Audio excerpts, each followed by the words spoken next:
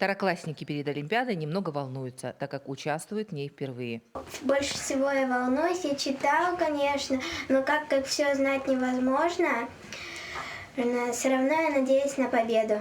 Чтобы преодолевать свои знания, улучшать, знать еще что-то, проверить свой ум, знания свои. Если для младшеклассников Олимпиада в новинку, дети постарше, по словам организаторов, участвуют в ней ежегодно и очень даже охотно. Все дети практически участвуют каждый год. И некоторые дети даже потом просят, можно еще раз написать, потому что им прям интересно. А когда еще будем писать? 9 тестовых заданий по истории, географии, культуре Якутии и одно задание, требующее развернутого ответа. Для второклассника Богдана самыми сложными в тесте оказались вопросы по топонимике и географии. Мне показался четвертый вопрос и пятый вопрос самыми сложными.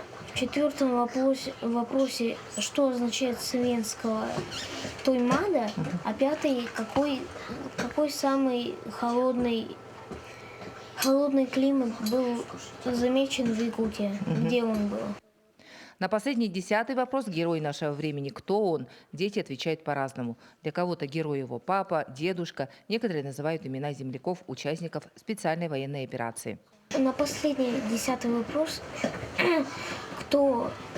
какой сейчас герой, какой в это время ваш герой, кто он и что он сделал или делает, я написала Путин Владимир Владимирович. Я написала про него то, что он старается защитить Родину, Россию. Победители Олимпиады по положению конкурса получают возможность участвовать в районном, затем в республиканском турах.